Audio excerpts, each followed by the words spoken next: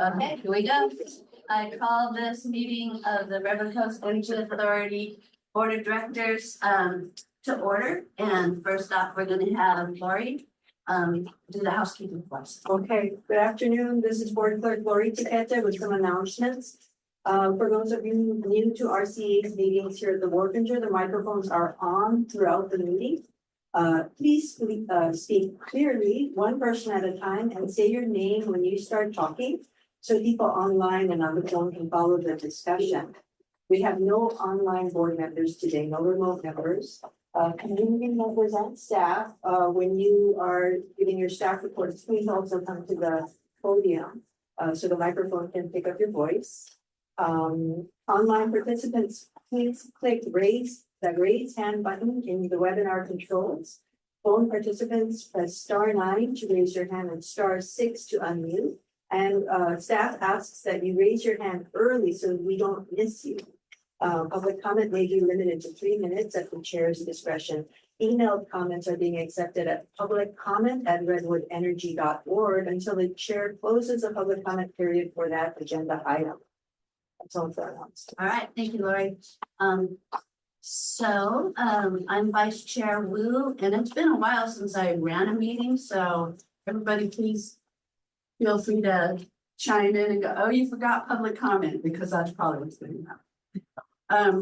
So let's see, the first thing we do is roll call. Thanks. Okay, so Director Arroyo. Here. Chair Scott Bauer is absent. Director Michael Garacci is absent. Director Jorgensen. Here. Director Ramos. Here. Director Scafani. Here. Director Schaefer. Here. Director Tuttle. Here. Director Wilson. Here. Vice Chair Wu. Here. There's a quorum for regular CCE business. Yeah. All right, and like you said, there's no directors online, right? Okay, so we can move past that. Next is reports from member entities. Does anybody here, any of the directors have anything they'd like to report out? Oh, go ahead now. Exactly. And I just missed the last meeting because I was on Coast Guard duty responding to the hazmat cleanup needs after the LA fire. And I was actually mostly cleaning up lithium-ion battery waste. So after the fires, the number of power walls and solar arrays that people had in their homes and in electric vehicles seemed like everybody owned an electric vehicle, and a lot of them had to be left behind in the urgency of the evacuation. So it's very interesting to do that work, and happy to share any insights from that if people are interested down the line. It was eye-opening, and it was also, it took some time and effort, but it was doable. It was just not an aspect of dispersed like household renewable energy systems that I really thought about. And so it was just very instructive.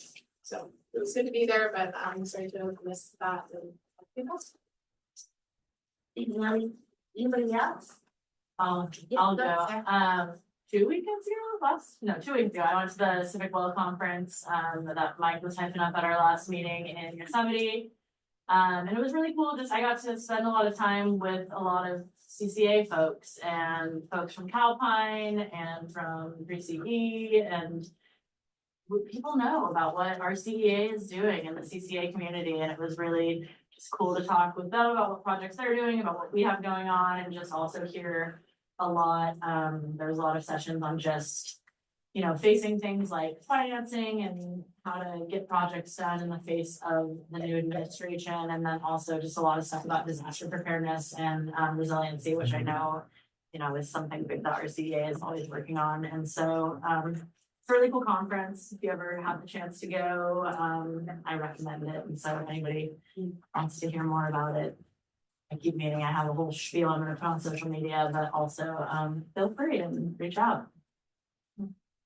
Thanks, Sarah. Anybody else? Okay, so we'll move on On to oral and written communications. This is a time provided for people to address the board or submit written communications on matters that are not on the agenda. And at the conclusion, the board may respond to statements, but any requests that require board action will be set by the board for a future agenda item. So is there anybody in the public here that would like to address the board? Not seeing anybody. Is anybody online? No raised hands online. Okay. And we'll move on from that. Next up, we have a consent calendar. All matters on the consent calendar are considered to be routine by the board and are enacted in one motion, except for if you want to pull something, then we discuss that separately. So I'll read off, there's quite a few of them. 4.1, approved minutes of February 27th, 2025 board meeting. 4.2, approved disbursements report. 4.3, accept financial reports. 4.4, reappoint Norman Bell to the Community Advisory Committee for a 2-year term ending March 31st, 2027. 4.5, accept Community Advisory Committee 2024 annual report. 4.6, accept RCEA's 2024 supplier diversity report and 2025 annual plan. 4.7, accept quarterly regulatory and legislative policy engagement report. 4.8, approve payment of California Community Choice Association annual dues up to $135,835 for fiscal year 2025-26. 4.9, hold regular RCEA board meetings with a study session on affordability April 24th, 2025 at 3:30 at the Jefferson Community Center. And then beginning on May 22nd, 2025 at the Warfinger Building upstairs great room.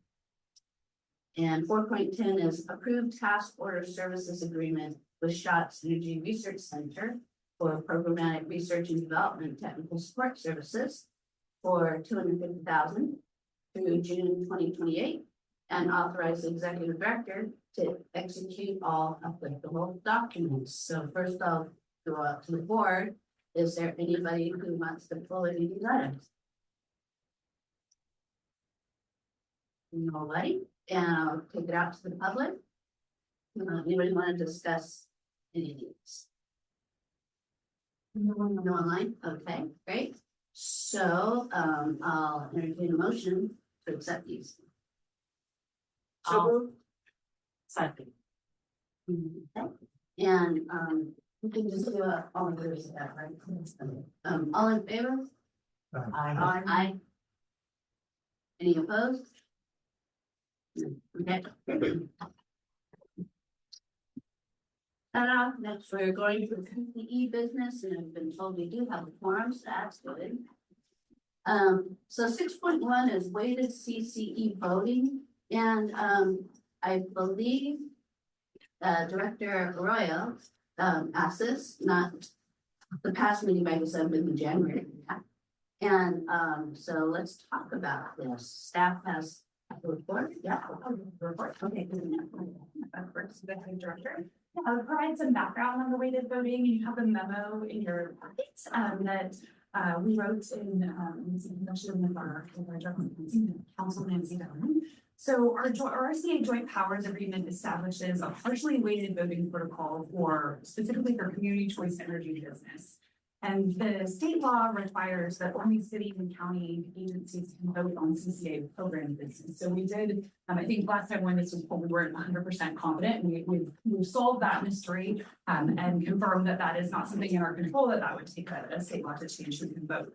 The partially weighted voting protocol is something we have control over. And the way it works now is that there's a prorated voting share with a third of the vote is a fixed equal voting share based on the number of CCA members, and then is based on the proportional share of the electricity customers in the members' jurisdiction. So again, this was not a requirement, but it was adopted after significant deliberations, and it was sort of enshrined in our Joint Powers Agreement, and that history is in the memo. It's looking to kind of get more details on that. So you mentioned this was on consent, but it's been pulled, so we want to dive into this. And as we've been kind of going through it as a staff level, we have some other things that have come up out of this that I think could be really productive to address. You know, again, to remove this weighted voting requirement would actually require amending our joint powers agreement. I think, you know, as staff, we're not really recommending this option at this time. But it's certainly an option that your board can consider and give us direction on. And, you know, this has caused us to look closer at our agendas and our voting practices and kind of what goes before the whole board and what goes just specifically to CCA, you know, limited to CCA business with limited voting. And we do want to stress that all board members can discuss any of the items on our agenda. So you're not limited when you a CCA board member, you're still welcome to discuss, we encourage that discussion, make your opinions known. There's no need to move the room or anything like that. And then additionally, that we do, as a matter of practice, bring all contracts before the full board, because that does impact the whole of our CPA. So some portions of it may go through CCA business initially, but once it's truly getting contracted, then it does already come before the full board. That's already in practice. And then we've given some thought to ways we may be able to do some active weighted voting. And one simple way we could do it is to randomize the voting. So as it stands now, we kind of do this in a typically like alphabetical order, and just by chance, that kind of means that the largest entities are voting first. So by the time we get further down, the smaller entities, you know, kind of already see how the chips have fallen. So that'd be really easy for us to just kind of randomize the voting, and you know, if you feel like that would be helpful, we can do that. And then we also looked at our board operating guidelines just to make sure we're kind of on track with what is supposed to go before the full board and what is supposed to come specifically to CCA voting numbers. And so those are in the memo, but we do have some staff suggested changes we'd like to get your thoughts on and direction. And if you choose to kind of agree with us on this, we'll come back later with revisions to the board operating guidelines. And the specific things we'd like to take out of specifically CCA business and how it go before the full board are the setting of the overall CCA program objectives, determining the power content strategies and procurement strategies. And the reason that I would be recommending these come before the full board is I think they're really intimately tied to our strategic plan. So kind of setting these strategies and kind of saying like, who is our CA, these things really are important to that, and kind of the role we're going to play. And so they don't do them as strictly to CA. So if that's that, and if the board would like, we can certainly bring that revision back for a future decision in terms of updating the board operating. So that's all I wanted to add. And look over to I think that before. So the only thing would be just to add to the randomized voting idea, that only would occur when there is a board member who's participating remotely, because that's the only time when a roll call vote is required. So, for example, today you don't have roll call votes, so.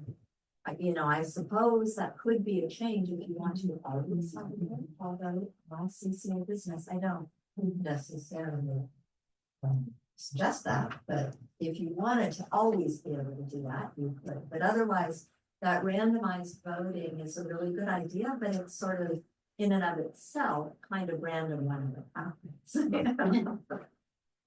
Sort of use the term for it. I think it came up because it just so happened we were doing roll call vote on the Diablo Canyon allocation the first time, and it was an observation then that going in alphabetical order could have influenced how votes were being made. So I think in the memo we outlined that this doesn't actually come up as an issue very often, and it just so happened, one of the times in my tenure here that it came up was when we were doing roll call.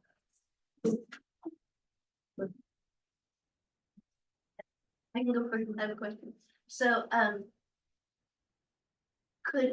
does the chair have the ability to say, "Oh, I think we want to do a roll call vote on this"? Can she do that? Yes. So that's a possibility. That's always a possibility. if the chair feels like it would be, the decision would be better suited. Yeah, that's very. Well, that's something.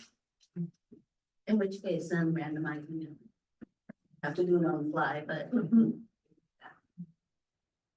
Anybody else? Natalie? I had a couple thoughts about, and some of it is just internal process and how we facilitate our meetings. One of them is that when things come up, particularly with non-CCA voting members of the board who have concerns, I think we have a lot of content to cover and sometimes I think there's a lot of depth to the content that we might not be intimately familiar with, so it's kind of hard to draw out conversation. So some of it feels like an opportunity to really draw out conversation about impactful changes through whoever the chair is, and and sort of a group commitment to kind of like make more time for that, or like really try to ensure that we're really thorough. Which I don't think we're failing to do, but it just always feels like an opportunity. And then around roll call voting, I do think there's some advantage to the time and intentionality around roll call voting, rather than there's sort of that groupthink sense of going like, oh, sure, it's a little harder to say like, it's incumbent upon the people who are not going to vote along with the group. So I think there could be some benefit in implementing a roll call voting approach to CCA business, even if it takes just a little bit more time. It just seems like it gives everybody that extra moment to like consider their vote. So I think that's beneficial, but I also feel strongly enough about it that if the group thinks like we should just move along, it's fine. Anybody else? I'd just add that, I definitely support the suggestions that Beth was talking about, just to kind of get as many of those big items as possible under general business, to really kind of, I guess, tailor ourselves to not necessarily go around, what the regulations are saying, but to just, give everybody an equal opportunity to be at the table for as many of these decisions as possible. And so, the few that you listed, I would support those, and at a later date updating those guidelines to do so.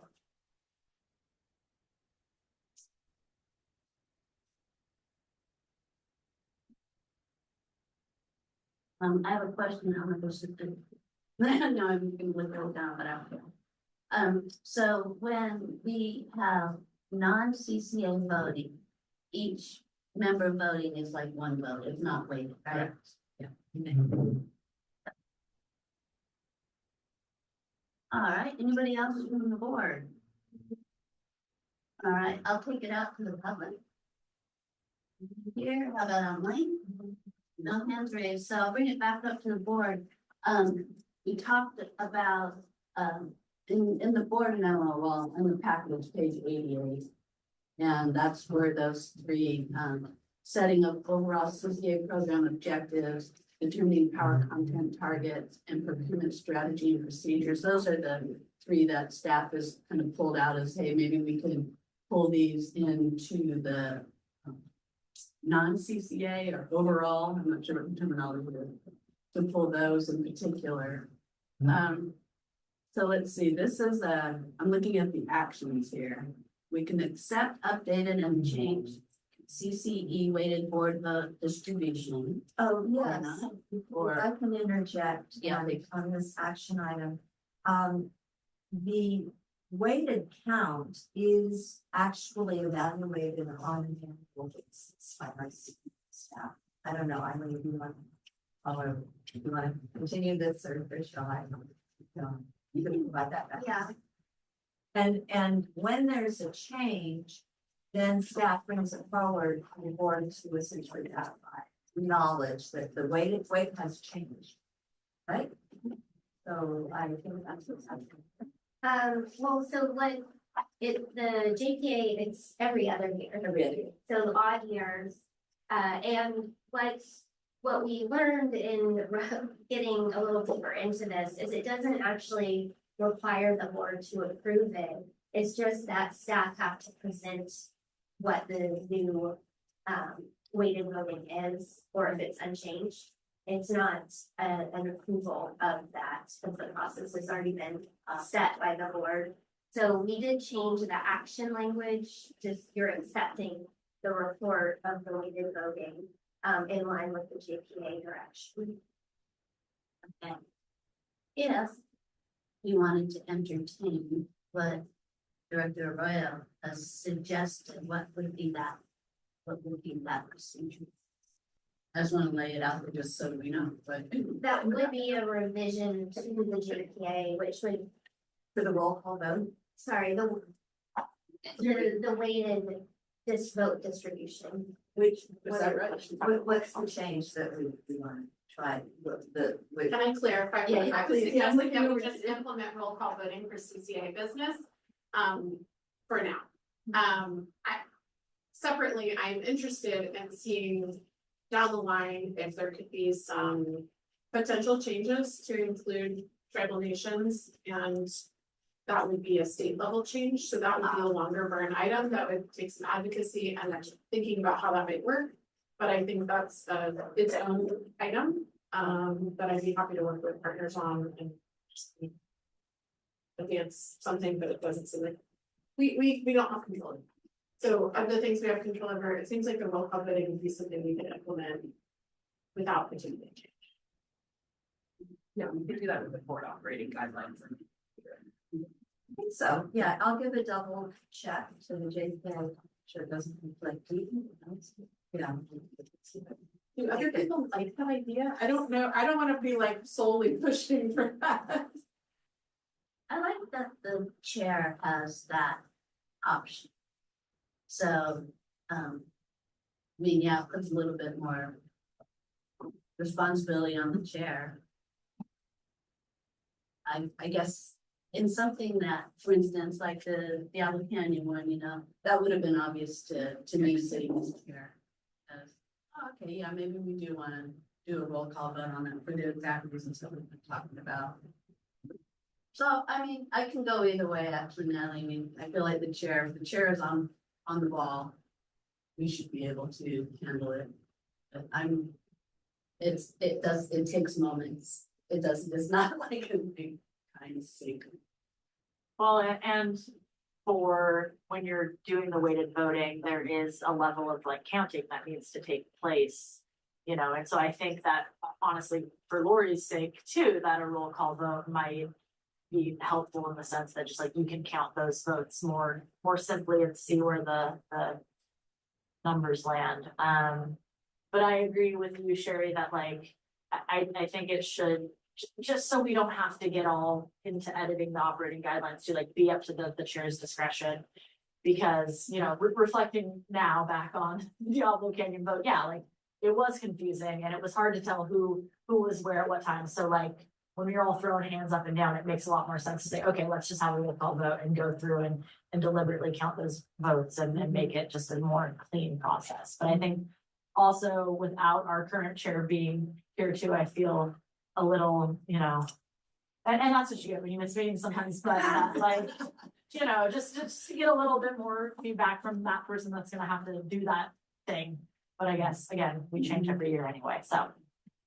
And I think also directors can, in those times, say, hey, chair, I suggest that we do a roll call. Yeah.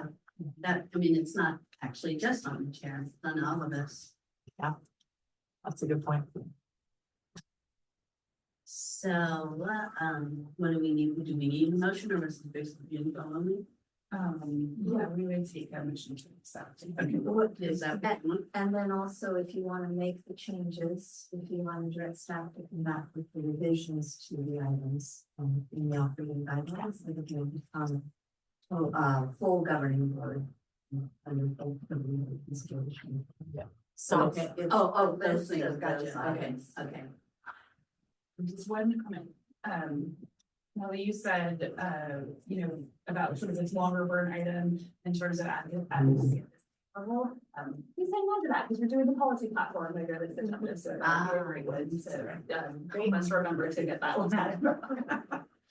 And I should add that I haven't consulted with either of our. Right, I haven't consulted with either of our general reps to see if that's like, but if there's interest in that, I'm excited.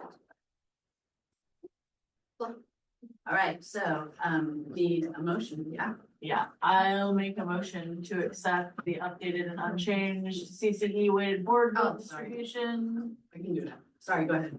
And also include the updates for future board operating guidelines for those 3 items listed by our ED. Thank you. Is there a second?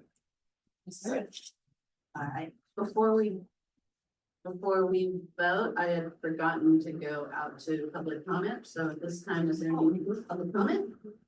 No? Okay, and then how about online?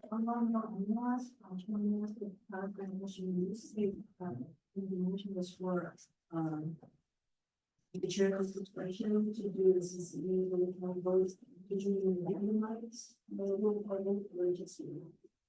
Randomized, yeah. Thanks. Okay, so we have a motion, we have a second, all in favor? Aye. Okay. Except though that. Oh, wait a minute. Person is non-voting. Yeah. Jason, was like, you know,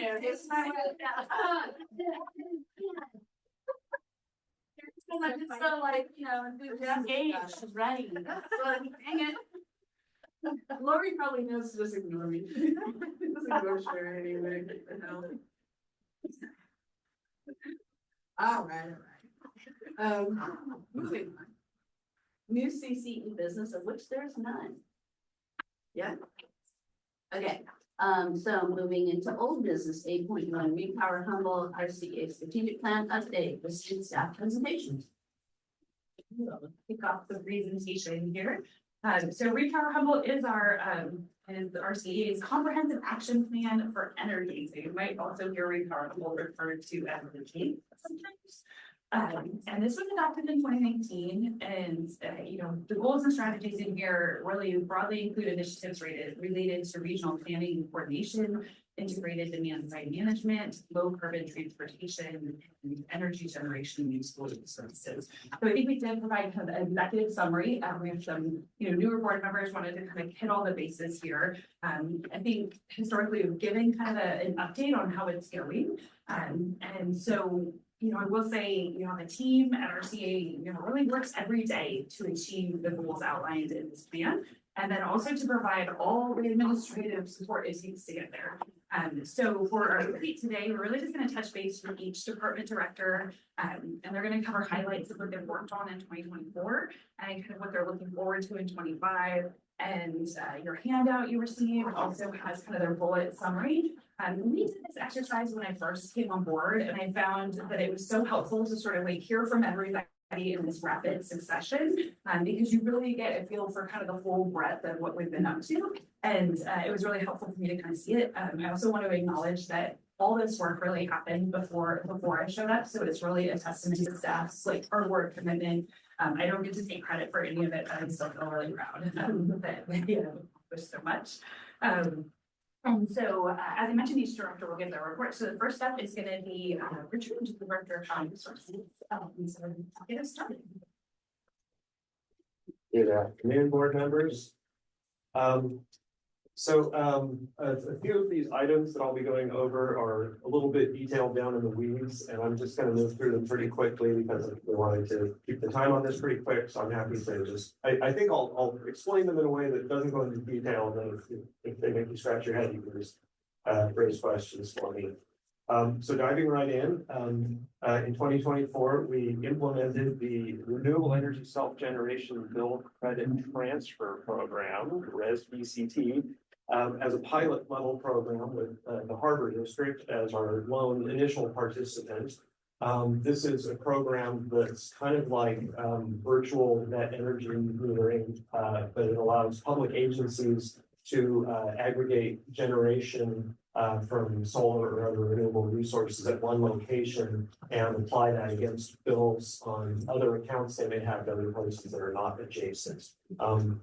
So like I said, kind of down in the weeds, but it's potentially a great opportunity for public agencies, including our member agencies potentially. And we are the first CCA in PG&E service territory to implement this, so that's kind of an accomplishment. Our account services team processed multiple rate changes. Every time PG&E changes their rates, we have to respond and change ours, since we're currently in this system where our rates are set relative to theirs. So that's always kind of a lift.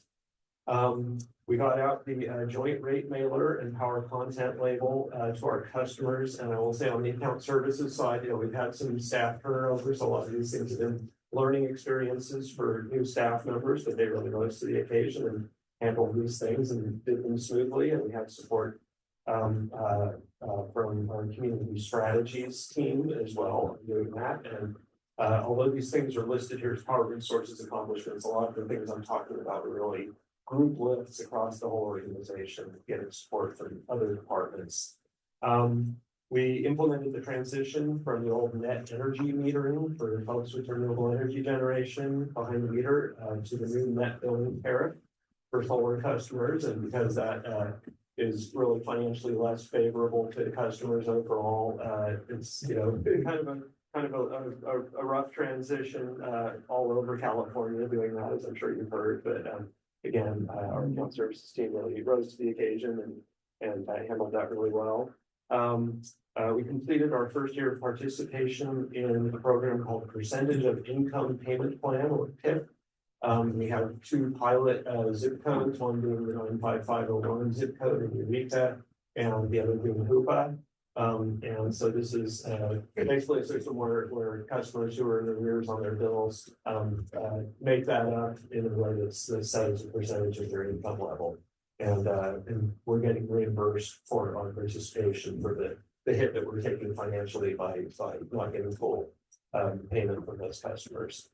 We got on the power procurement side, a lot of accomplishments. We got new contracts in place for the Drifter Energy Storage Project in Southern California, the Sandrini Energy Storage Project, which is the add-on to the Sandrini Solar Project that came online at the end of last year. So Sandrini Energy Storage is expected to be online about the end of this year. Locally, we entered a contract for Phase B of the Foster Clean Solar Plus Storage Project that's just on the outskirts of Arcata, the Sun Valley property. And then we got into our first long-term Category 3 or unbundled renewable energy procurement. So this was something that you'll recall we had come to the board about a local opportunity to do that through Humboldt Sawmill Company. The board directed us, they'd rather that we do that through emissions-free resources. And so we went out and found an opportunity for that. So that's new. We had some new projects actually make it to the finish line, like we already had mentioned, Sandrini Solar Project, which makes up more than a third of our total renewable customer loads. That's really exciting. And then with help from our sister agency, Sonoma Clean Power, we were able to meet some of our resource adequacy compliance requirements through part of their Sagebrush energy storage project. Looking forward, we issued last year some new solicitations through California Community Power, the big multi-CCA JPA that we participate in. We did a solicitation for what are called build transfer projects, which are basically ones where we pay a company to build the project that eventually becomes owned by CC Power rather than just contracting for the power.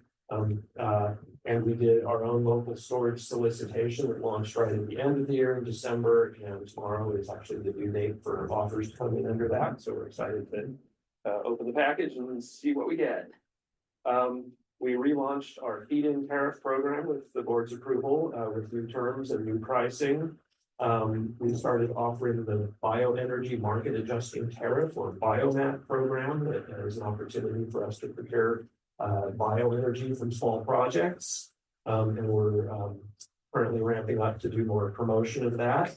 We completed a multi-year compliance period for the renewable portfolio standard and successfully were in full compliance for that. So the last multi-year period ended at the end of 2024.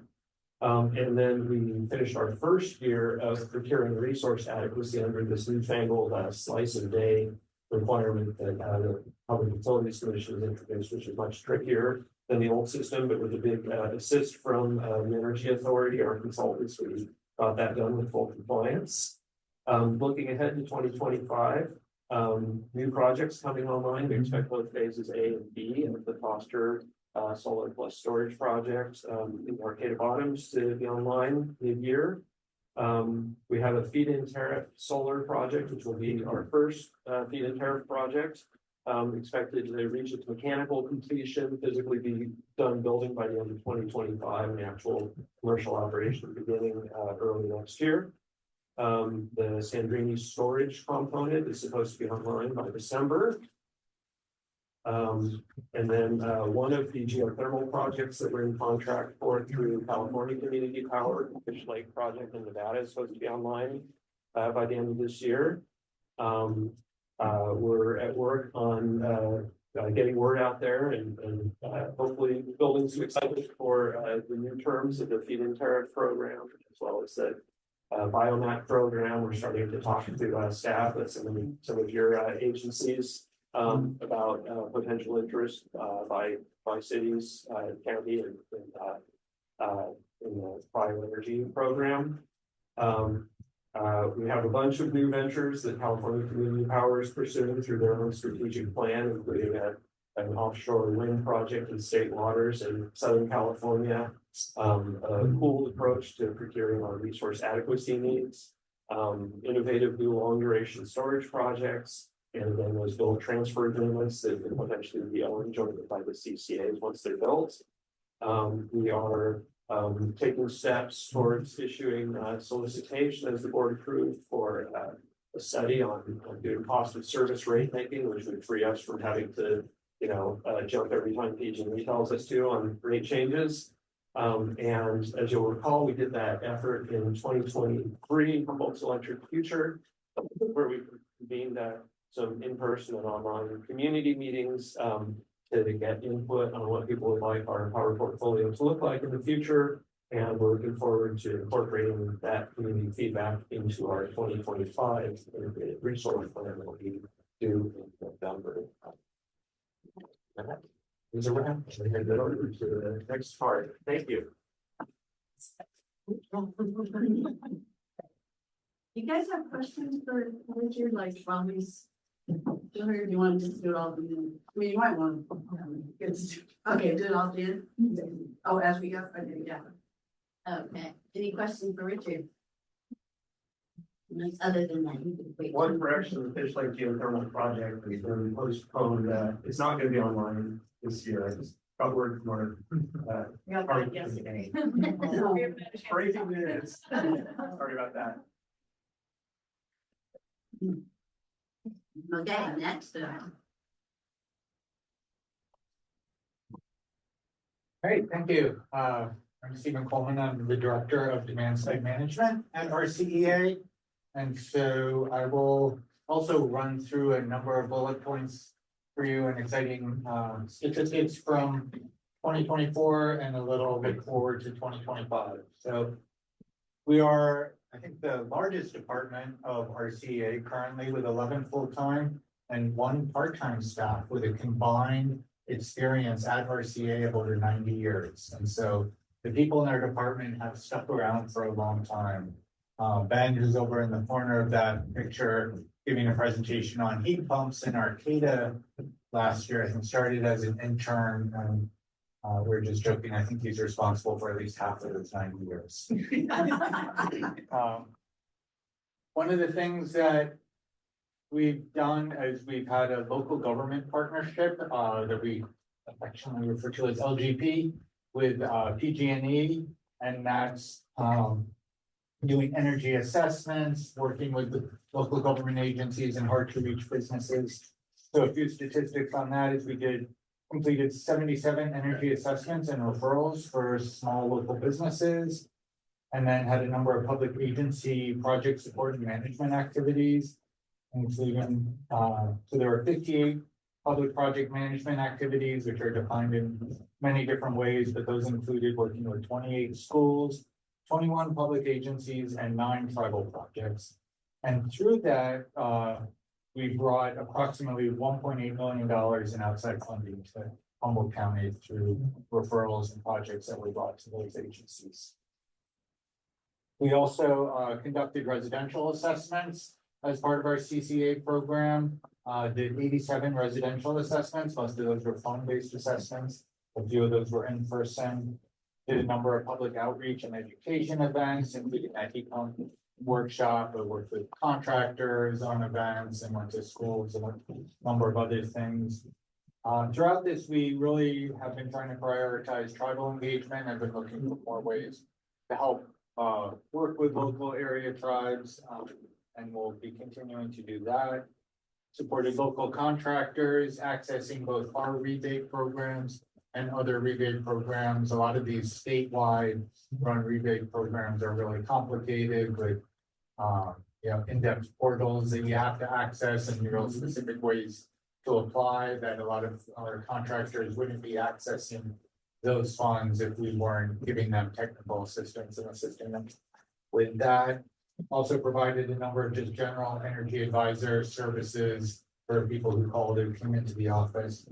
And then one of the things that we're most known for is our equipment and heat pump rebate programs. And so we ran a number of rebates where you could apply online, on paper, call up Cam in the office and she would fill out an application for you. A lot of like real personalized customer support through those projects. So we did 91 heat pump rebates totaling $102,000 and 170 equipment rebates totaling $50,000. And then in addition to that, we also provided customers with no cost energy efficiency kits, including like light bulbs and power strips and things like that. And so we delivered 139 of those over 2024. And so for 2025, one of the things we're real excited about is launching the Northern Regional Energy Network with our partners in the Sierra Nevada and Lake and Mendocino counties. And I think I'm up to talk to you in more detail about that next, so I won't go too far into that. And then also excited to work with Beth and others to try and develop a new successor program to what we used to call the Public Agency Solar Program. And so further ways that we can assist public agencies and tribes and schools alike to access funds and manage projects, especially agencies with lower capacity. So that is my report. Any questions on that? Are we happy to try and answer? Any questions for Stevie? All right, any questions from the public? No, no. All right, it's done. Hello, I'm Dana Boudreau, Director of Infrastructure Planning and Operations. We can start off with transportation electrification. The California Energy Commission approved RCA's North Coast Medium Duty, Heavy Duty, Zero Emission Vehicle Readiness Blueprint. We don't use acronyms, so we get to hear the real long version of all of our names.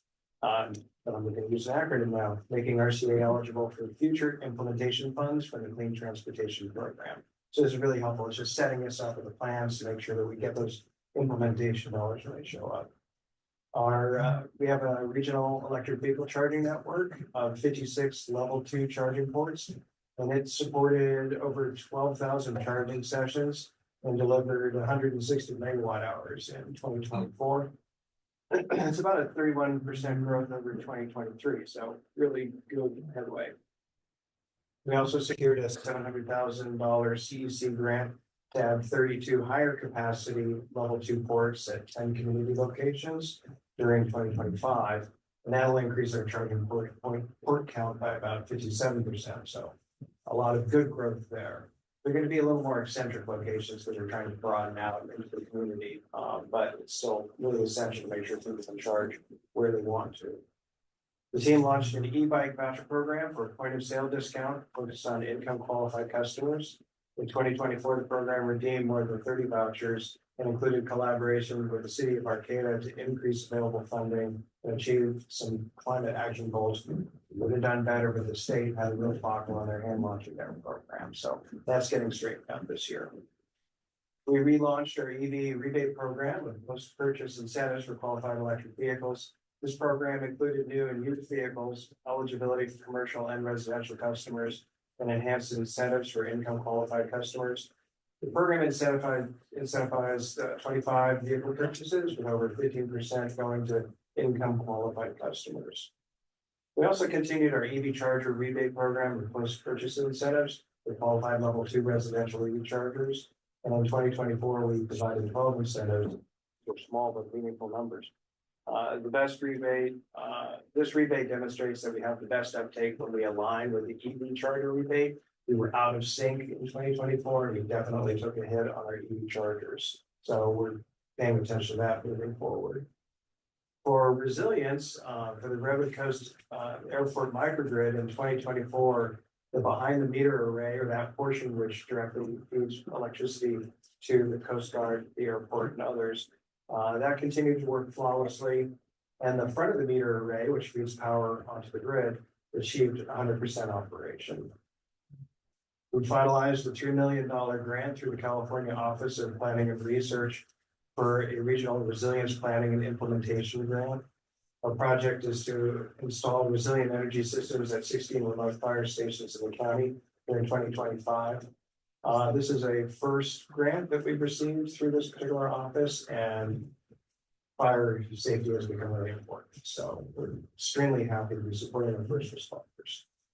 We secured our first grant funding through the California Clean Energy Group, another first, and used it to complete resilient energy system feasibility studies for 2 tribal elder housing facilities. And I'm pleased to report that those are moving ahead. We also surveyed the county airport facilities for potential microgrid siting opportunities, and we hope to move forward on another airport facility to do more technical assistance studies there. Finally, for reliability, we held periodic discussions with PG&E staff on transmission reliability opportunities. These are very slow-moving topics. They take 7 to 10 years to build out, and having these conversations seems to take about the same amount of time. We participated in the PG&E Public Safety Power Shutoff North Coast working group as well, just to keep informed. I did get the memo on creating these talking points, but I didn't read the part about looking ahead to 2025, so I'm noting it. We're going to do more of the same, and you've heard activities that we're going to be working on already. Reliability is an important topic for us. We just have really poor power up in Homo. So we want to start really working on fixing that. So we're going to start with educating on metrics. How is reliability measured? What is in the first place? Related to that, we want to do more public education and outreach, just because these are really complicated topics. It takes a long time for people to be able to absorb them. So we want to get that information out so that we want better public adoption when we come around with these crazy ideas later and want their backing. We can see what happens when you don't do that. Then resilience is really important. We want to continue to inventory of all of our critical facilities and prioritize those and then get engagement with all of our member agencies to harden them. Make sure that the good stuff keeps working and bad stuff happens. So hopefully we'll be able to report out later once we get through the budget exercise. Any questions? Yes.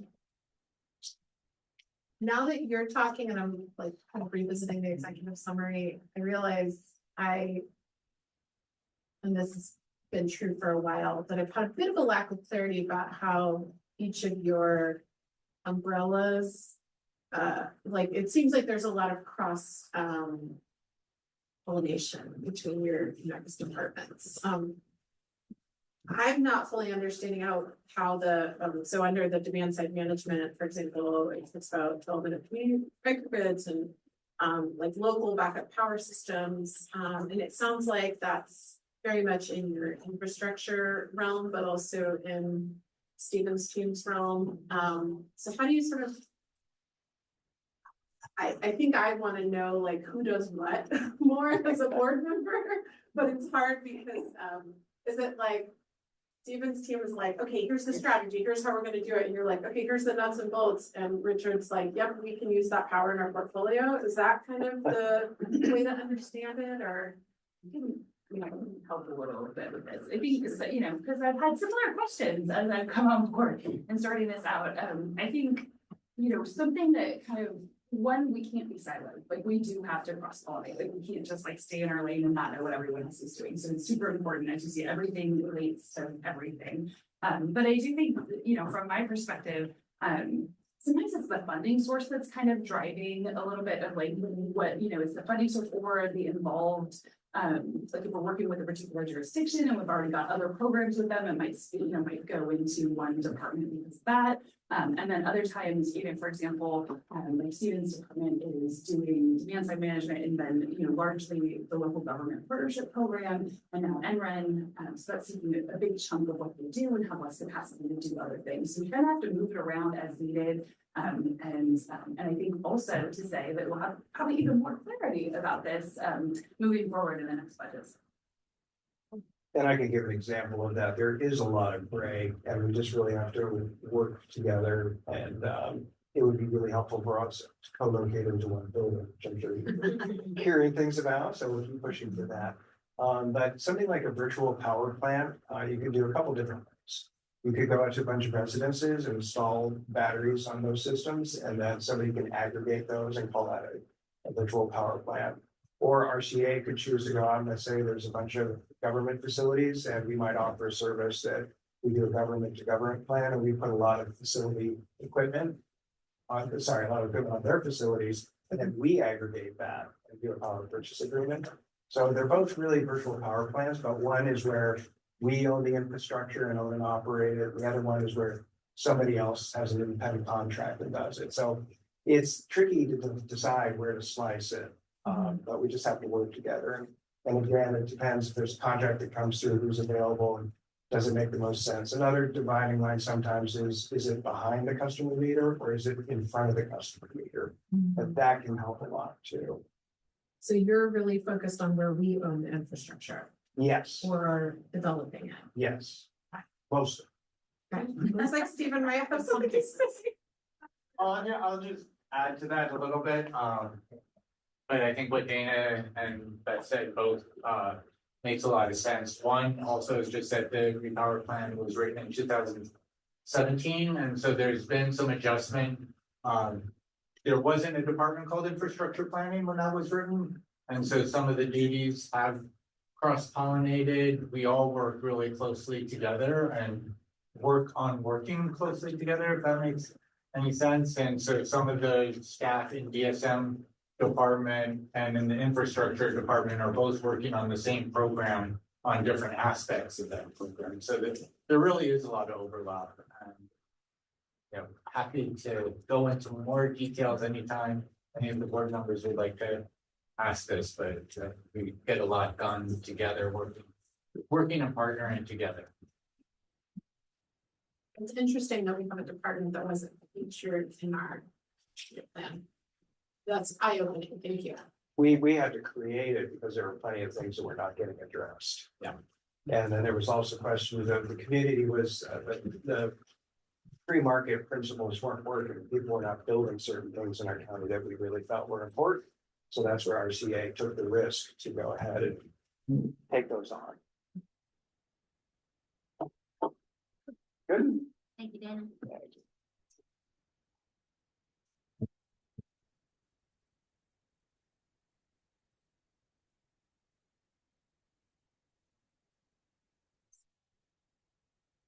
Don't worry about the overlap, we just hate those people. I was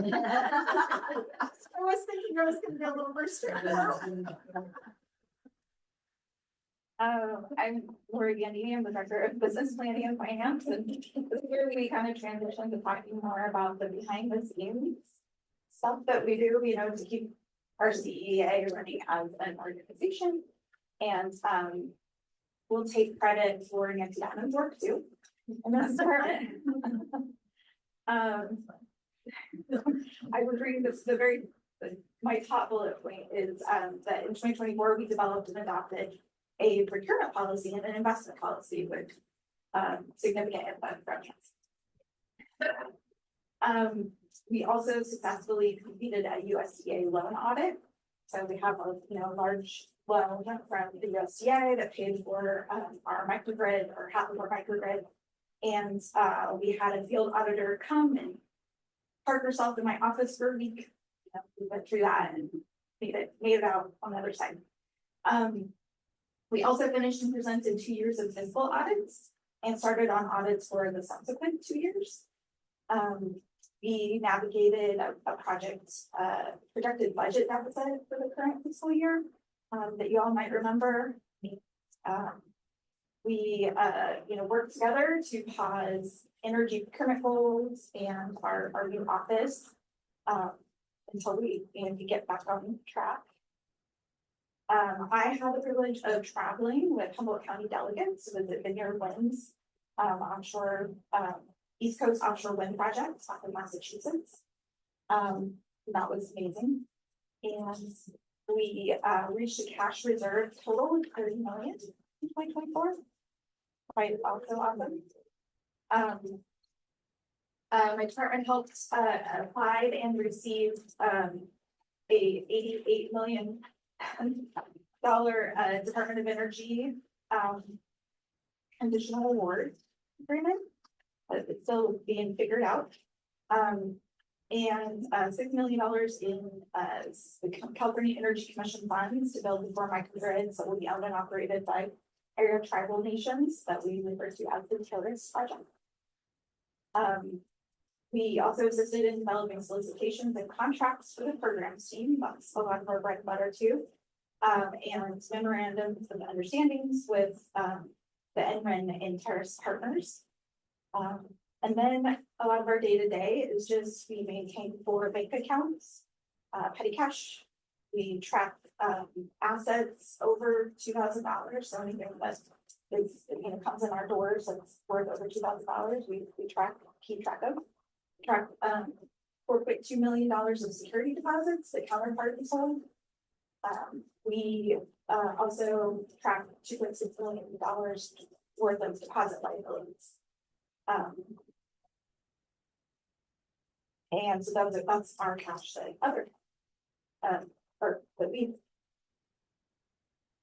And then some of our day-to-day for 2024 was we processed $400,000 of revenue on state contracts, over $7 million of construction delay damages from renewable energy developers, $65,000 in revenue from our CEA's EV charging network, about $35,000 of private and local government revenue, $64 million of electricity sales. We shepherded 71 DocuSign envelopes.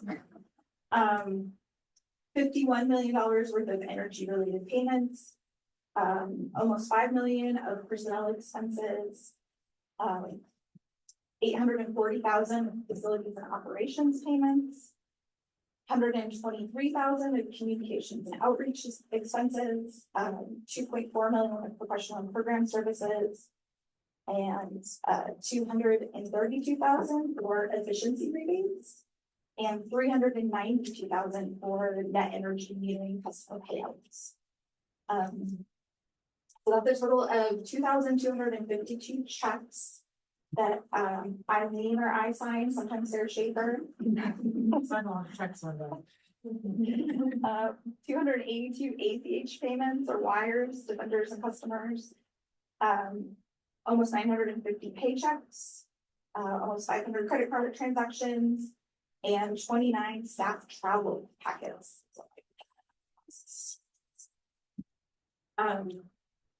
So yeah, I also didn't give a memo about 2025 stuff, but we'll keep on doing this.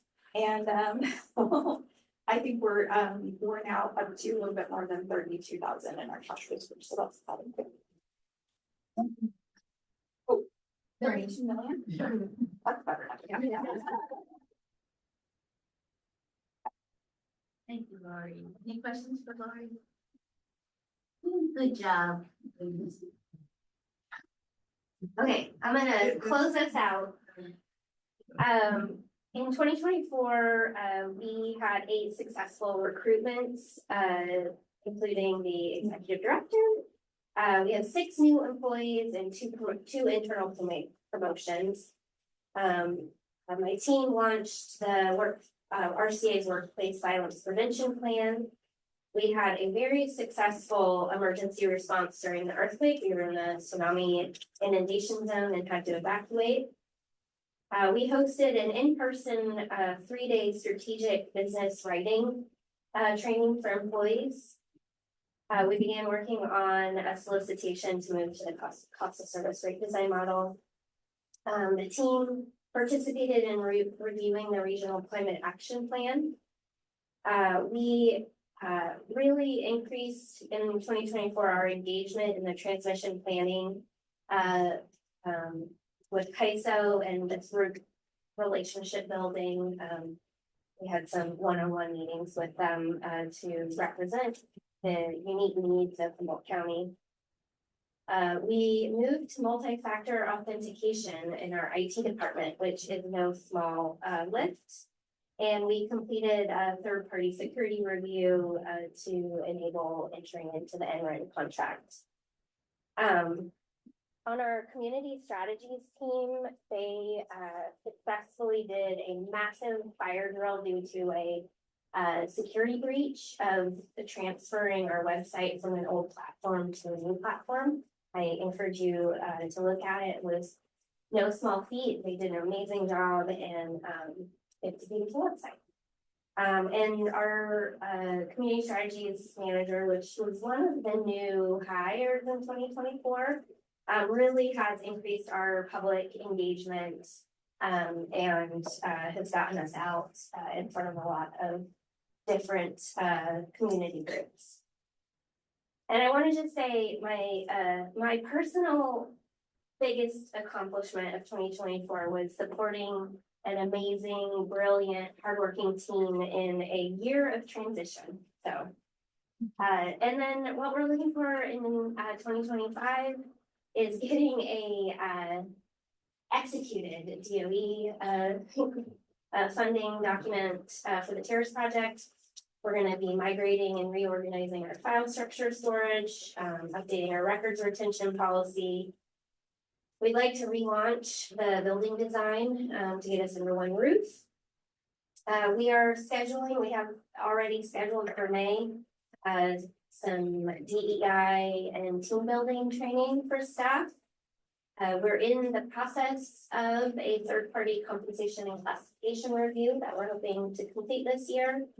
And our community strategies team is going to be working on brand awareness, getting out in the community and seeing who knows who RCA is and what do you think about us, so that we can better engage our public. And thank you. Any questions? Anybody out in public? Wow, that is amazing. Anything you want to say, Beth? Yeah, just to kind of close it out. Yeah, I hope that was helpful. You know, I think so often at these meetings, we kind of get like one little piece at like this moment in time, and it feels a little parsed out. So I know for me, it was really helpful just to kind of like hear it all.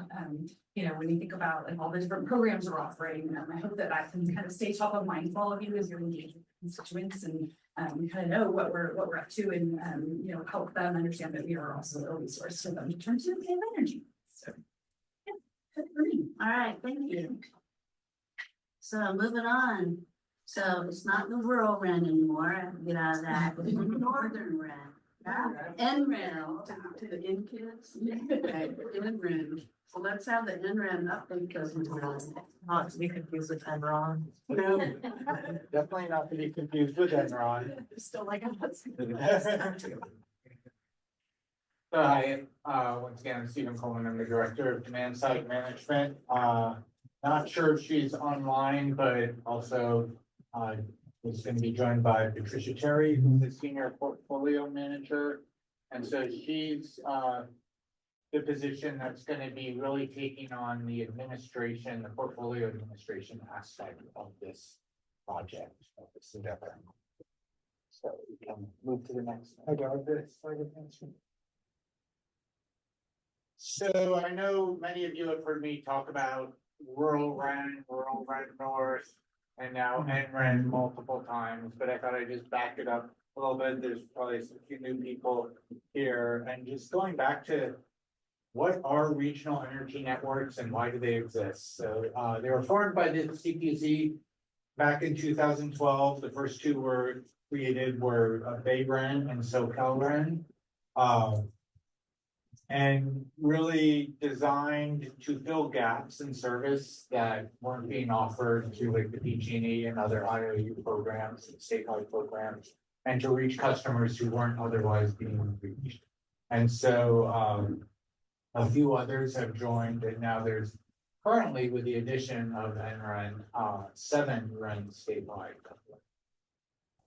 A good portion of the state. And so there's what we have, a couple of shiny new logos. The leaf one on the front was the first, and this is our square logo, but it's one way to think of NREN is it really is a continuation of the DSM programs that we've been offering since the beginning of RCA through various Energy Watch programs, partnerships with PG&E and the Electric Minister CCA program. And so this is the next step where we're continuing to get higher fund and bigger scope each time. And again, as a lot of you know, it was originally proposed where we originally submitted the business plan, conceived a lot earlier, but originally back in early 2022 and was approved. And that was 7 partners serving 31 counties. And I have to remind myself of that when I think of how daunting 4 partners in 17 counties is, how daunting that would have been. And there was the split between the central and northern partners. Both are now currently REN. So there's the Central California Rural Energy Network and the Northern Rural Energy Network. And like I said, we're serving 14 Sierra Nevada counties. And I've been saying all along 3 North Coast counties, that I've recently learned that Lake, not being a coastal county, prefers not to be considered one of the North Coast counties. So now it's 2 North Coast counties, Lake County and the Sierra Nevada counties. And in our last in-person meeting just last week that Beth was able to come down to and meet with the partners, we came up with this mission statement to offer energy efficiency programs for rural communities, delivering cost savings and strengthening community resilience to the North Coast, Lake County, and Sierra Nevada. And so starting off, what we're going to be launching first are programs for Humboldt County residents. And so that's continuing. And some new rebates, the equipment and heat pump rebates, induction cooking and efficient appliances. We're also continuing the no-cost assessments and energy efficiency kits, launching again, starting the phone assessments, but also moving towards more in-home assessments. And then, yes? Through the chair, Patricia Terry is available by phone, and if you want, she's doing it. Oh, okay, great, thank you. Yeah, I texted her that we were coming up, and so, yeah, I'll finish up the presentation, but if there's any questions, both she and I can answer them. And we'll be doing, so in our residential programs, outreach and education. And again, like I said, this is already launched in Humboldt County, and we're working on getting it launched in the other counties as well. So you can learn more about that on the website that I was talking about. Next, we'll be launching some programs for Humboldt County businesses, and we're planning doing that more on a contractor partnership model that's called direct install, where we'll be working directly with contractors to be able to offer programs, and hopefully that will result in some higher incentives for our local businesses through, look at that, me putting an acronym right up there, through the NMAC, which is Normalized Meter Energy Consumption Data. A very complicated process where they look at your previous usage and then what your usage is after a measure was installed, so they can really determine exactly how much energy savings that created and, that, like I said, could result in higher incentives, and we'd be working with a consultant for that. But you'll see that consultant contract in one of our future meetings, I'm sure. Concentrating on heat pumps, heat pump water heating, refrigeration and lighting, and anything else that our local business and non-residential community might need. Moving on. There will also be a few other programs that will be launching under the MRAN, including a workforce education and training program, a codes and standards program, help jurisdictions and contractors follow current codes and advise on breach codes if that is desired. Energy efficiency financing, so having our own in-house financing program to do microloans for all sectors and gap loans for when people get a grant but need operating expenses to actually get the project. And then just, not sure what happened with the formatting of this, but wanted to mention that we'll be continuing the local government partnership too, where we'll be working closely with area agencies.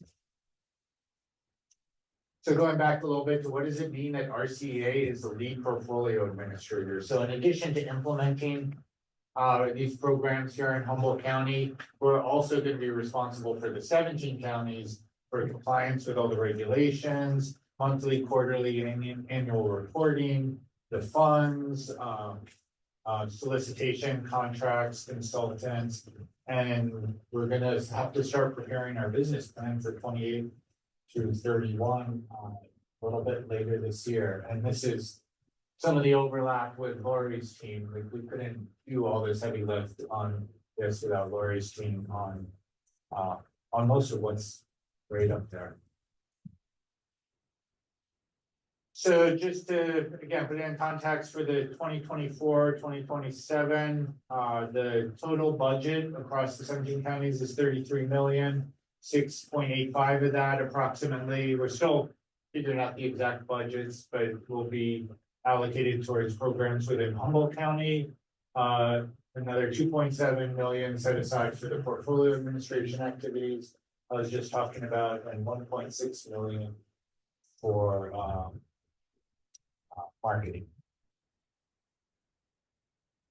And so moving on to the second part of the recommended action, that we're hoping to add an additional DSM program specialist to help implement some of these programs. This person's role will be primarily focused on doing those phone assessments I was talking about under the supervision of Mike Bishop, who's shown there at an in-home assessment looking at some blown-in installation. And it also assists with other aspects of the NREN residential services. And that position would be covered under the NREN budget. I think that was it for me. Oh yeah, I just repeated the recommended action up there. And yeah, that's our other leaf logo with the electric end there. Thank you. Thanks. Any Happy. questions? I could see that what is the lowest southern of the 14 Sierra County? Is it El Dorado?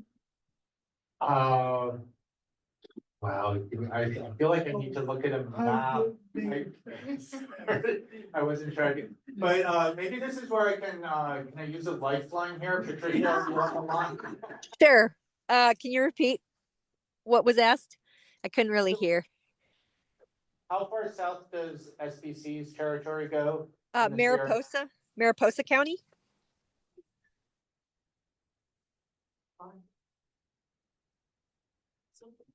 So, your breakdown of your finances out of the 33 million, we accounted for, roughly, 10-ish million, and the rest is going for rebates and different things, is that correct? The remainder will be for implementation in those other counties that aren't Humboldt. So in the other 16 counties. Is that all administrative, or that's some of that is?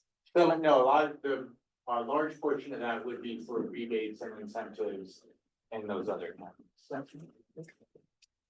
So those funds will be passing through RCA, but then distributed to those other organizations that will not work in the other counties. Question, is the 1.6 million for marketing for all 16 counties or is it just for? That's for marketing across the entire portfolio budget.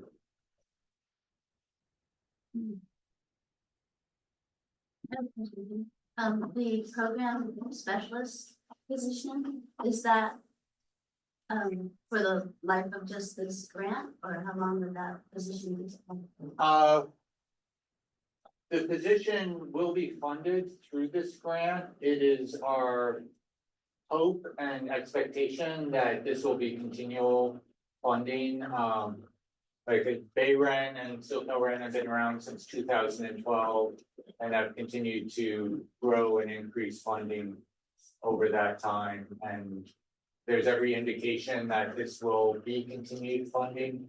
In our original proposal, we had funds set aside for 28 through 31. From the whole regulatory thing, they didn't allocate those specific funds, but we have every expectation that will be funded at least through 31, given our state and federal fund. Well, it's not federal funds, so that shouldn't have any impact. So, long way of answering that. We're pretty secure We're like pretty sure. that this will be continued It's funding. not a term job. Yes. At the very least through 27, though, we have that funding through 27, so at least 3 years, but I think we'll know long before that happens, whether we have going on. Any other questions from the board? No, I'll take it out to the public. Thank you, Stephen. Oh, is there, wait, is there a, there's no approve the addition of a demand side? Yeah, we have an action item. Recommended action was up on this. I'll move approval of the report update and the approve the addition of the program specialists. So. All right, great. All in favor? Aye. If you vote yes. That's not my running gag, you know? Okay, motion passes. Thank you, everybody. Here. All right. Now we have 12 full-time employees and. You just want to have a bigger flex on the other part. Yeah. Okay, next up, we have item 9.1, annual regulatory and legislative policy platform review and federal activity update. Yeah, thank you. I'm gonna fill in for Faith on this one. She couldn't be here. She's our regulatory and legislative policy manager, so I'm gonna give you my best update here. So we have had a policy platform here at our city meeting since 2022. Everything in it is really reflected in the strategic plan that we've been talking about. And really, it's been a great tool because before that, we needed to come to the board every time we wanted to adopt any kind of regulatory or legislative position, and that was really cumbersome and didn't really let us be responsive as quickly as we needed to be. So having the policy platform has been wonderful to kind of keep us more nimble and kind of let staff go forth and make sure we understand the board's intentions.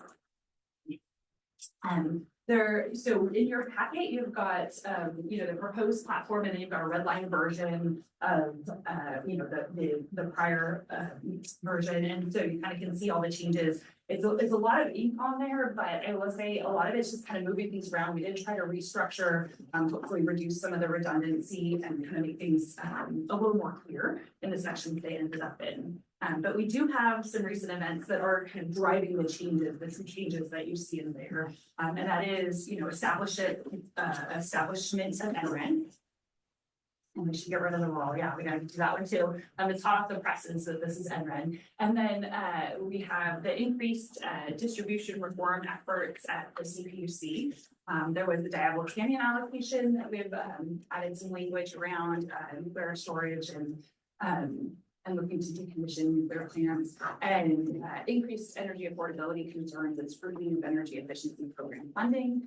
and then, of course, the changes in the federal administration. So these are kind of the things that were top of mind for us as we look to make changes. What do we need to add so that we have approval to kind of go forth and engage in all the spaces? But we're seeing updates, and we want to make sure that we're participating. So there's 10 issue areas covered in here. I'm not going to read through all of these, but I do want to just call out some of the general themes that basically we're trying to hit as we go through each of these 10 issue areas. We really want to look at maintaining local control and preserving the ability to self-procure power resources as a CCA, and also self-determine our rates and our energy programs.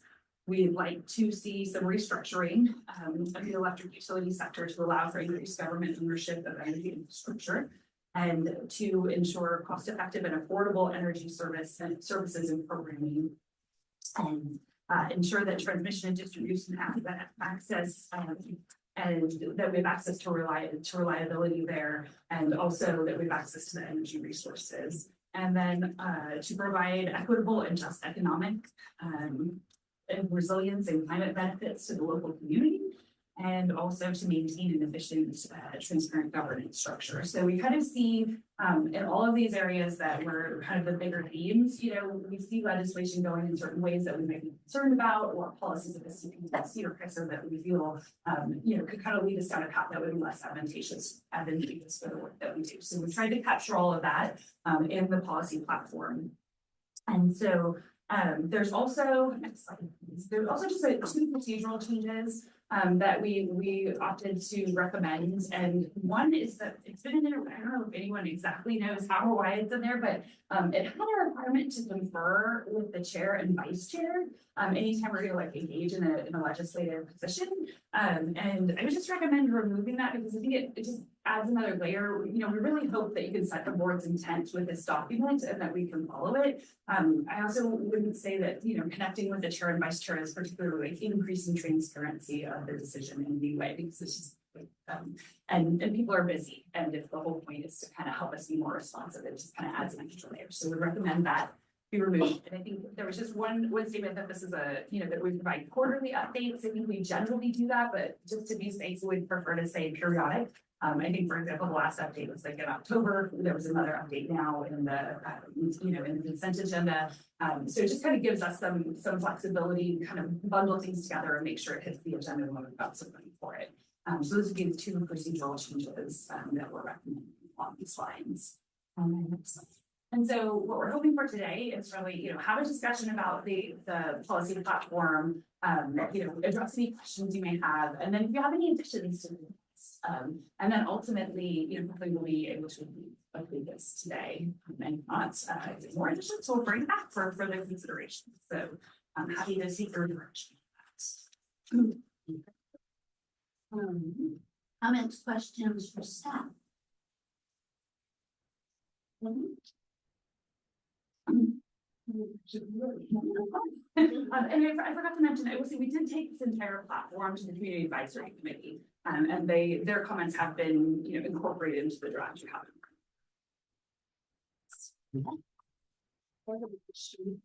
How would the topic that we were talking about earlier fit into this in your mind, or would it need to be an addition?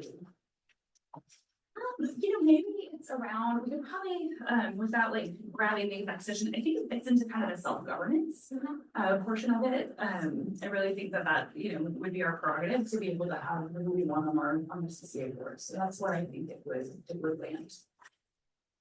Yeah, under their category of governance and statutory authority, where it says support policies that allow CCAs to engage with their customers and provide transparency in their operation. I think it could wedge it in there. I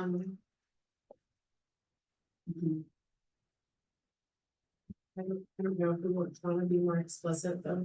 Can I suggest is 1D more appropriate? What are you suggesting?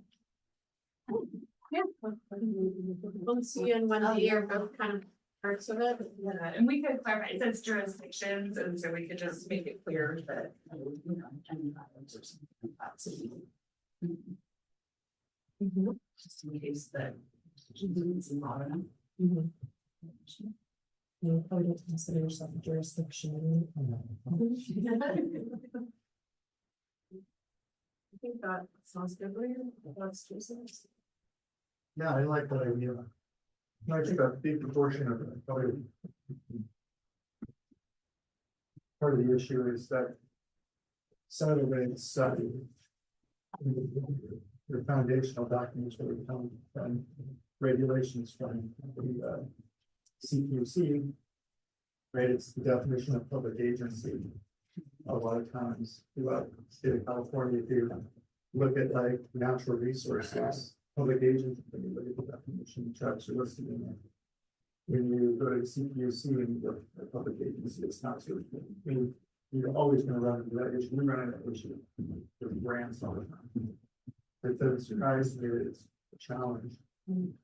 So, am I looking forward to, advocating for the CPUC?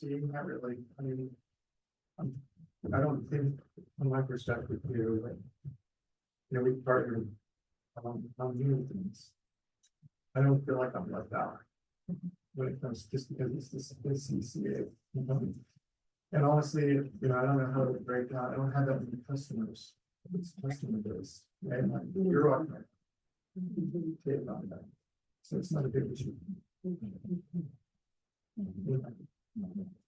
I think by adding it though, it at least if it, it could be if it comes up, we have the guiding document to, where we stand on our position.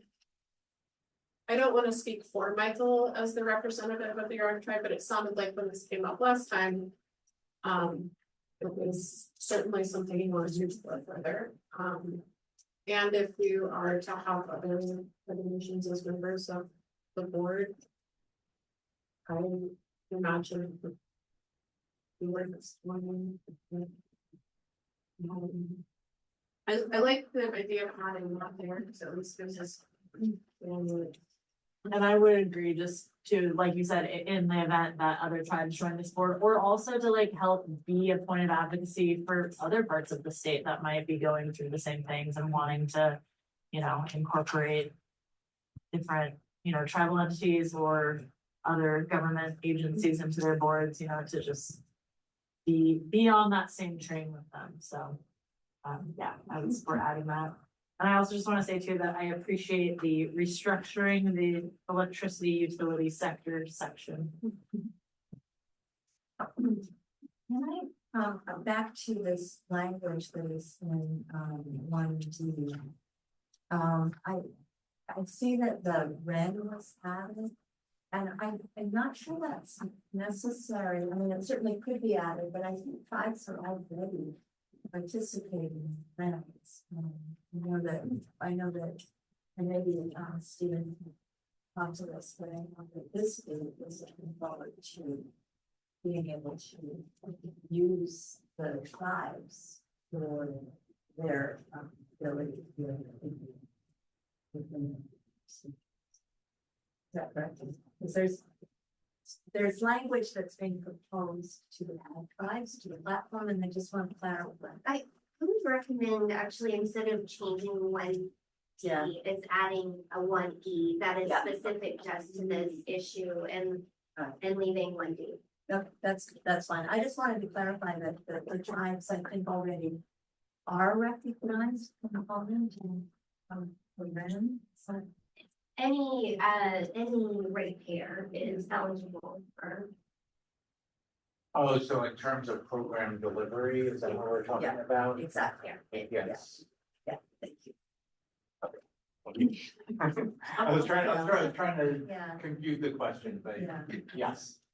Do we need to come up with, from a procedural standpoint, do we need to come up with language that works on the spot so we can adopt this? Or is that something that can come back as a modification on the consent calendar for the next time if we adopt this today? Showing that we want to make that change. Yeah, I'd be really comfortable doing it that way to, kind of fine tune the language and just put it back on consent. If that works for all of you,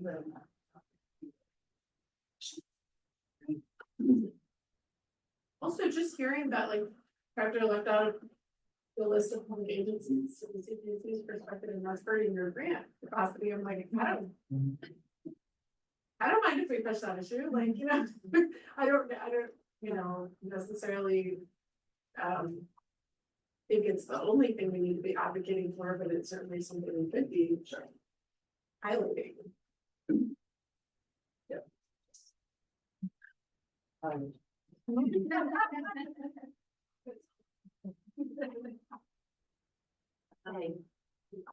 Yeah, anybody else from the tables?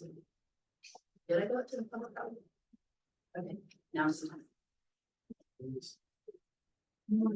Okay, so instead of approving the policy platform, we have direction to staff to make those changes and bring it back on, probably the consent calendar. There it is. Moving on, 9.2, update, offshore wind.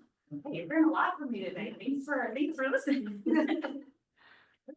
So, this is really just, you know, bringing to the board, you know, one of the things when I was hired was sort of like on the plate was to reestablish RCA's place in the offshore wind space locally. So I kind of want to go through how this starts in just a really brief version of the very long history, and then kind of talk through some options and, you know, how we could be involved. And then what I'm looking to do is hear from all of you, take some direction, and then really build that into the budget program for next fiscal year. So we kind of have a sense of what you're looking for and how much resources we're do we need to find funding, or do we have funding? So that will, you know, your input will drive those decisions moving forward, and you will see it come back to, this is really, this item is for direction, no formal vote required, but then, you know, the vote will come at the budget level. So we do in our strategic plan, we have this, there's several items that I think are in the staff report, but this is really the one that sticks out to me, you know, that we have this strategy to work with public and private entities to develop offshore wind energy off our coast and support establishing Cold Bay as the West Coast hub for offshore wind industry. So I think, you know, early on from about 2017 through 2022, RCA really had a big leadership role. For those who are on the board, if you remember, you know, it was really instrumental in spurring the Bureau of Ocean Energy Management to really do these area auctions that we saw. There was a developer team that RCA was participating with and partnering with, however, we weren't the successful bidder. And that's kind of, you know, when I think maybe sort of the really robust involvement stop. Not to say that we haven't been doing anything since that time, but we've been participating in, you know, working groups locally, kind of going to, you know, all kinds of different meetings, commenting when necessary in terms of, you know, it's different environmental reviews and process and planning documents come forward. But we haven't really been front and center in this space, you know, I would say probably for the last couple of years. So next slide. So I have been kind of talking with staff, talking with, you know, this went to the community advisory committee, and also interviewing some other entities that are working in this space. And really my question has been, you know, where could we fit? What are the needs? How do we not be redundant from things that others are doing? And how do we stay within, you know, what our strategic planning goals are to see or to do? So one thing that is probably top of everyone's mind is just this sort of never-ending immense need for public education and outreach. There is so much. You know, I was talking with some folks the other day, and we were like wondering, like, how many minutes a day does like the average Humboldt resident spend thinking about offshore wind? And I would guess that like everyone in this room is like a terrible test case, and that we're probably on the high end of that. But it's like, so it's this big thing that could potentially come, and like, how much does like really the general public know about it, and can we play a role in helping to understand that? And I think the types of things that you know, our community would look for RCA to do in this space would really be like, tell the story of why wind. Like, why does it fit within our CEA goals? Why does it fit within the state's broader strategy to, you know, rely more on renewables and get off greenhouse gases? So looking at that, I think that could be a really great space for us to fill in. It's kind of like that bigger background discussion. Also discussions and education around like just how does our energy infrastructure work? I think that's something that keeps coming up for the folks that are doing the outreach. It's like, where do you even start? How do you get like the same baseline knowledge for everybody so we're all speaking the same language? And then Also, I think to be a convener, there's been requests for us to, could we host workshops? Could we host a conference for the general community? I think there's been conferences that are, really kind of focused more on industry and not so much on, the community facing aspect of it. And I think we would have a lot of willing collaborators in this space of public outreach and education. We wouldn't be going it alone, but it does feel like a really big chunk to chew up, and we want to kind of carve out what our goals are there. And I think one idea that's been floated that can be interesting, it wouldn't be an immediate an immediate project, but there's been talk of hosting like a physical wind education center. Something that people come in and learn about, class rooms could go through. And it could be that if we get our building up and going, that could be something we could, think about for that space as well. That's a big if, but that's kind of on the super high end of the ask that people are wondering about. So that's kind of my thoughts around public education and outreach. Another thing that I think would be an opportunity for us is through central procurements. So the state has designated the Department of Water Resources to lead a central procurement process, basically centrally procuring or guaranteeing the purchase of a certain amount of the offshore wind to kind of give developers the green light and yes, there will be a market for this. And so there's a lot of decisions being made in the next couple of years about how that will look, can community benefits be added to that process. And so I think there's a lot of opportunities for us to do advocacy around that. And really each of these points also, advocacy, but then also the outreach and education around each of these items as well. Along the lines of transmission planning, I think there's an estimated 4.2 billion needed to upgrade the transmission to accommodate wind. Not all of that comes, to just our direct area, but overall the transmission planning and build out. So I think there's going to be a lot of opportunities to be involved and comment in that process. I think you kind of heard on, we're already doing this for other reasons. We have concerns over transmission, its effects on affordability. So it already kind of interconnects with everything we're working on and talking about. But I think specific to wind, we could do a lot of good to be really present in that space. The pilot project advocacy and development.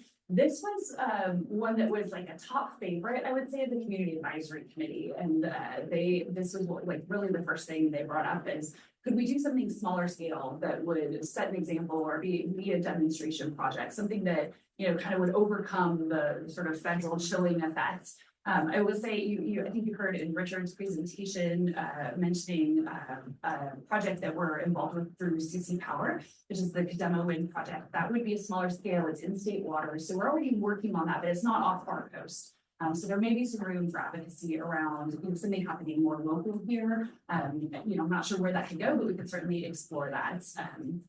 And then, of course, the broader discussion around community benefits. I think there's, a real nexus if we were able to negotiate some type of, reduced power purchase agreement, somehow, actually seeing the bill credit for our own customers, kind of being a frontline community. That's a real nexus. But also, again, from talking with others and specifically the CAC, they also had comments about just even advocating for broader community benefits. This could be something that, getting more involved with Core Hub.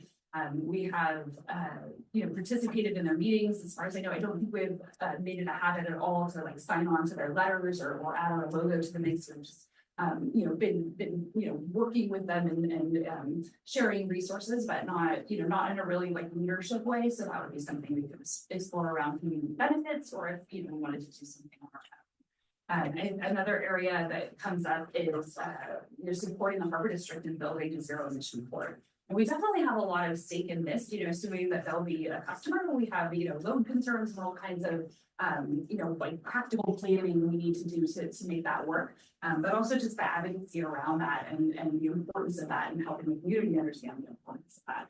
So those were top of mind for me. Like I said, as I kind of, did these listening sessions and collected my information, but I'd be happy to take feedback on all of those and then others. If you have other ways that you can be involved, that would be important to you, please let me know. Questions, comments? I'm not here. I know that Cal Poly Humboldt, Cal Poly San Luis, and Oregon State have the Pacific Offshore Wind Consortium. And I think that on some of the public outreach, that would be a good resource. Maybe we could join.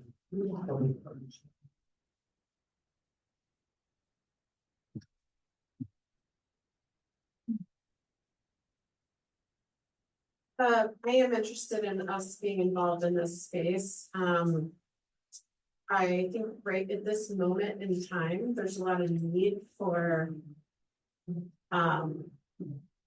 rallying around the development of the port.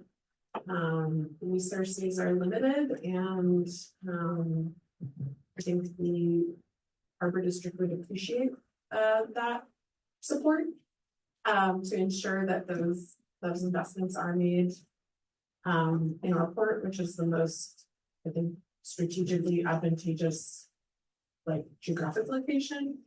And in many ways, I think has some significant advantages. I would like to see us be part of that team more overtly. And then I think there's a really big question that the community has posed to me and to us and to many of us around what these projects down the line, whenever they are developed, which I think is it's a matter of time, will mean for the local. I mean, just looking at the wind research, just looking at the like facts of the map, like where does the wind blow hard? It's right there.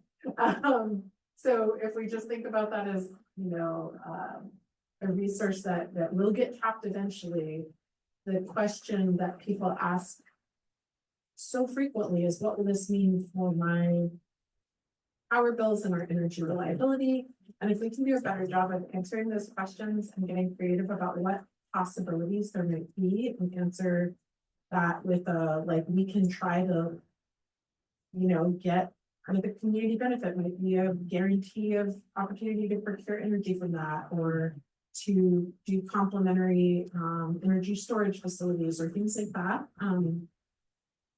We're both exploring that and telling the community what that means. I think that's a real advantage and a place we can be innovative and agile and responsive to community needs. So I go to a lot of meetings and talk about what offshore wind in the broadest sense will look like or function like, what's currently being proposed. But so that level of public education outreach, like I participate in and I see a lot of it, but I don't know that everybody in the community is receiving that information because, like you said, we're like breathing this weird air where we're, you know, just constantly.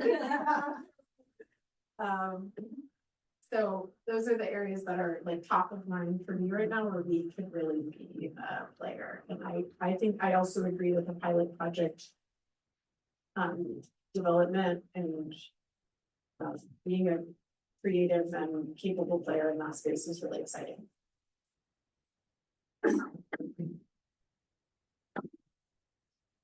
Yeah, I like this list, and just to add, I think, you know, especially on that list, that transition planning is gonna really be very important, especially to this region, and to being able to work with that planning and, you know, hybridize it, get it into kind of those community benefits too, and see that reality of like, how are we supporting a project that is creating energy locally and sourcing that energy locally as well, because I feel like when you have that kind of local energy chain that you can follow, you'll naturally start to get more of that community buy-in as well. And, you know, that partners perfectly with that idea of that public outreach and education. And just to add, you know, you mentioned like, yeah, a learning lab kind of idea. Because we've always talked about having that be part of like whatever building we would create and build. And I think that to, you know, not only include education around what RCEA generally does, but to be able to, you know, someday potentially have a building that can have a space exactly like that, that also explores, you know, the offshore wind world. And as somebody that's getting a little bit more involved on the K-12 education side of the offshore wind stuff too, and like working with HCOE on their like CTE programs and stuff, like there's a lot of opportunity to be able to partner with those educational partners to also you know, yeah, create like a real learning space and lab and, you know, eventually maybe even training spaces as well, working with, you know, there's so many partners that are part of, you know, Corhub and different advisory committees that can bring all of those things to the table. And so I think that's a really cool idea and something that our CA could be definitely, you know, a partner in. CTE. Yeah, sorry, I'm speaking educational, words no. too, just like all these guys, yeah, career technical education. That'd be. Anybody else? And one more thing to add, because Lori mentioned earlier too, the trip to Massachusetts and, I know there's probably quite a few people in this room that were on that trip, but that was like one of my favorite parts of that whole trip was going to the community college and like doing the hands-on stuff and seeing all of the different, you know, things that they had to teach, not only, you know, high schoolers maybe interested in pursuing trades, college students, but also like all the way down to educating, like they had a 4th grade program that they would, you know, operate and learn about, you know, how energy is generated and to like kind of see that integration. It's so cool. So that would be something to have here that I would love our CA to be a part of. Can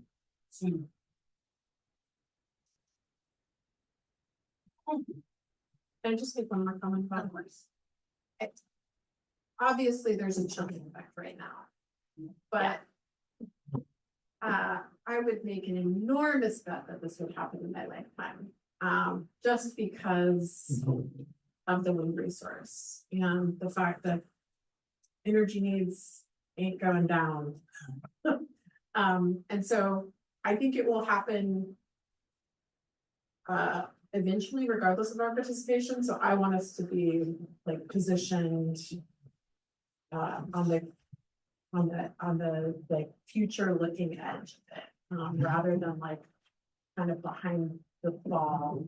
And hearing about like some experiences in places in Europe where offshore wind is happening, like those who were kind of not like taking a real distant wait and see approach, like didn't those communities didn't have as much of an advantage when this project's did come to fruition. So it just seems beneficial to assume that this is going to happen.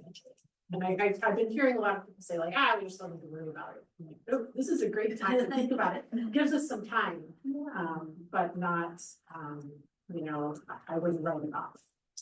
I think there's a lot of people who are writing it off. I don't think any of you in this room are. But... Yeah, and I would just stress, you know, whatever we sort of cook up here, it will always be done in collaboration. And there's a lot of great work that's already happening in this space. There's a wonderful, like, you know, frequently asked questions page that's a collaboration with the Country Club and Epic and maybe others. So I think, you know, we don't, again, looking to not be redundant, but like where can we add and, you know, really add our expertise. For everybody to talk about, we have a ton of it. So I'm, you know, looking forward to making sure that we're not, you know, going it alone, but also like where we can be uniquely positioned or have that extra, like in, you know, transmission planning and central procurement. Like we will be procuring power. Not everyone else in the community is in that situation. So I think there's certain areas where we really, you know, really absolutely front and center, and other areas where, you know, we'll be, you know, very much like not ever doing anything by ourselves. Everything will be a collaboration. All right, did I go to the public? Okay, now's the time. Go to public comment. All right, so this was a received staff presentation, so thank you very much. Thank you, staff. Bring us up to staff reports, 10.1 executive report. Okay, not tired of me yet. All right, so but actually this is a quick handoff for at least the first item. One thing we didn't cover during the policy platform was sort of that federal update that we were going to revisit every month. There actually hasn't been a whole lot of significant new activity. Sort of that first flurry of, you know, after the inauguration hit energy pretty hard. There was, you know, all those executive orders that we went through. And since that time, it seems, you know, Right, like all those things are still influencing what's going on, but the administration's maybe attention is elsewhere with several other items. So, but I do want to turn it over to Eileen to give an update on the terrace project. Again, that's our one, major federal project that and then I'll make some announcements after that. So the Trump administration requested DOE to do lists of projects that were funded under the Inflation Reduction Act, bipartisan infrastructure law. And what they're looking at is any project that's spent less than 45% of its appropriated amount or awarded fund. And so, we've spent zero since we're just under conditional award. So we have been waiting for this list to get created of what their recommendations are. We don't have any updates on that at this time, but what we're just hearing is that they were expecting that list to be done by the end of this week. I don't think they're going to make it public. It then goes on for review by the OMB and I think DOGE, and then that becomes what gets approved. So we are hoping, so it was when we entered conditional award, we had 120 days to execute final agreement. So our deadline is coming up April 30th. We're hearing that they may be extending that another 120 days. So we're just still in a wait and see. But we did go as a group, representatives from Blue Lake Rancheria, PIPA, UROC, SHOTS, myself went to the Tribal Energy Summit in Sacramento last week. And we used that opportunity to talk to as many state stakeholders, making sure everyone who had ears knows about the terrace project. And we got that feedback that everybody now knows about the terrace project. But what was really impactful was meeting with staff from CNRA, which is going to, so California Natural Resources Agency, which is going to be the administrator of the climate bond. So that's $4 billion. There is a carve out specific to tribal nations. And what we did learn is that the governor is going to be appropriating money from the climate bond in his proposed budget that should be coming out in May and June. So once that happens, there'll start to be programs that we can apply for through state funds. So really a goal of that was letting the state know that here's this project that is very worthwhile and under a little bit of risk due to federal decisions. And so I'm really proud of the team and having plan A, plan B, and plan C and advocating for that. So more to come. Any questions on that before I go to these? We can't just hurry up and spend a bunch of money because we don't have to. It's right now we're at a spend at your own risk.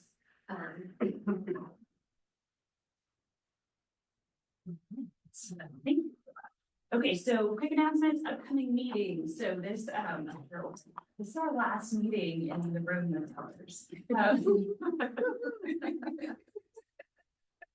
So we have virtual anchor, we're making that change. So next meeting in April is actually, this is important to pay attention to. This is the next meeting, and I'm sure Lori will keep you well informed, is at the Jefferson Community Center.